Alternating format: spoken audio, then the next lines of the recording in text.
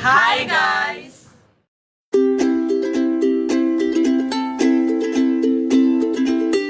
We are Group 10, the three Musketeers. So for today's video, we are going to show you how to do math induction. In math induction, there are 4 steps. The first one is verification. The second one is induction hypothesis. The third one is POI, which means Proof of induction. And the last one is conclusion. so. Let's go. Show you the first step, the verification.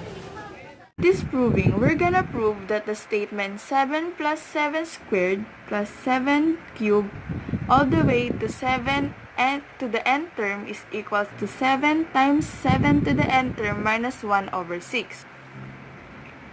So the first thing we should do is the step 1, the verification. The first thing we should do is to check the simplest basic case, and it will become n is equals to 1. In this case, we will just substitute the 1 to the n, and the statement will become 7 to the first term is equals to 7 times 7 to the first term minus 1 equals to 6. And just by solving it, it will become 7 times 6 over 6. And 7 times 6 is 42 over 6. 42 over 6 is 7. And just to make sure, we can do it 2 times or 3 times. So now, I'm gonna do it twice. And the most simplest basic case next to 1 is n equals 2. We will just substitute the 2 to n, and the statement will become 7 squared is equals to 7 times 7 squared minus 1 over 6. And just by solving it, you will get 7 times 48 over 6. But don't forget that you should add the first term you did earlier, just like this. And it will become 7 plus 49. We will back in the right side.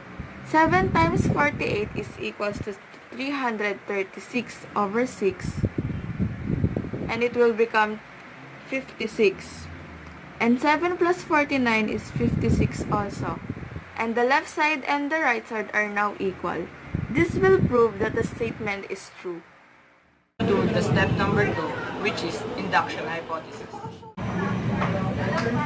That n is equal to k is true.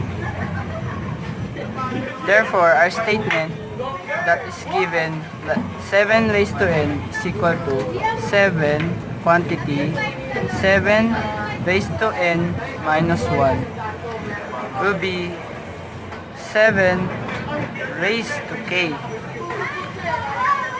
is equal to 7 quantity 7 raised to k minus 1.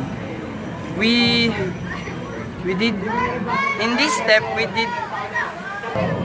the thing we did in this step is that we substituted n to k, therefore making this statement true. The proof of induction. First step in doing proof of induction, you have to put a table where you adding the next term and substituting k plus 1. In adding the next term, we have to write first the equation that we have here in the induction hypothesis, which is 7 times 7 raised to k minus 1 over 6, plus the one that we got here, which is 7 raised to k plus 1, is when how we added 7 plus 7 squared plus 7 cubed plus plus 7k raised to k minus 1. That's why we have here 7k plus 1, where we substitute 7n to k plus 1. In substituting k plus 1, we need to put the equation 7 times 7 raised to n minus 1 over 6, where we substitute n to k plus 1.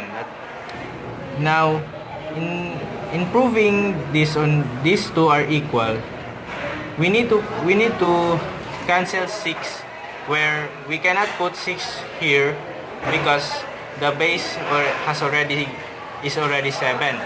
All we need to do is multiply both sides by 6, so we can cancel these 2. Now the remaining is 7 times 7 raised to k minus 1 plus 7 raised to k plus 1, and also here 7 times 7 raised to k plus 1 minus 1. Now we cannot directly multiply this one. All we need to do is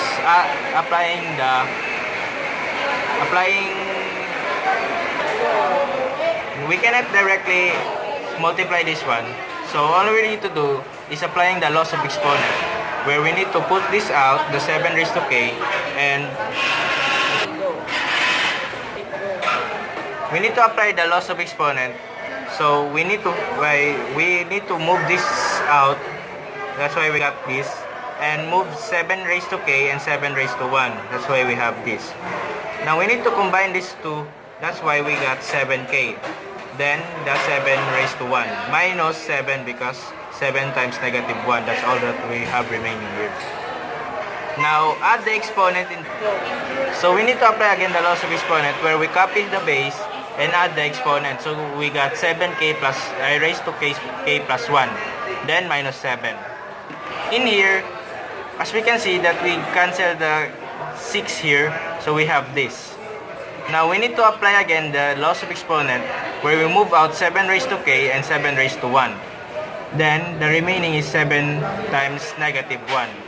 Then apply the loss of exponent, where we copy the base 7, then add the exponent k plus 1, then 7 times negative 1 equals 7. So we have proven that this is equal. So for the step number 4, the conclusion, we have proved that this statement 7 plus 7 squared plus 7 cubed all the way up to 7 to the n term is equal to 7 times 7 to the n term minus 1 over 6 is true. Do the induction properly. Drop a comment below to give us feedback. Like or dislike the video. I'm Gerla. I'm Jonesy. And I'm Noel. Once again, we are the 3 Musketeers.